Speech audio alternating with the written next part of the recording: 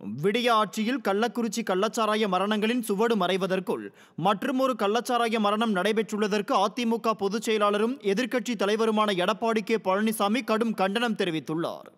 இது தொடர்பாக அவர் வெளியிட்ட அறிக்கையில், விழுப்புரம் மாவட்டம் திருவெண்ணைநல்லூர் பகுதியில் கள்ளச்சாராயம் அருந்தி மூவர் மருத்துவமனையில் அனுமதிக்கப்பட்டிருந்த நிலையில் ஒருவர் உயிரிழந்ததாக செய்திகள் வருவதாகவும், சம்பந்தப்பட்ட இடத்தில் கள்ளச்சாராயம் விற்கப்பட்ட காட்சிகளை ஊடகங்கள் வெளியிட்டு அதிமுக சார்பில் சுட்டிக்காட்டிய பிறகும் விடியா திமுக அரசு அதனை தடுக்க எந்த நடவடிக்கையும் எடுக்காததன் விளைவாகவே இந்த உயிரிழப்பு நிகழ்ந்துள்ளதாக குற்றம் சாட்டியுள்ளார்.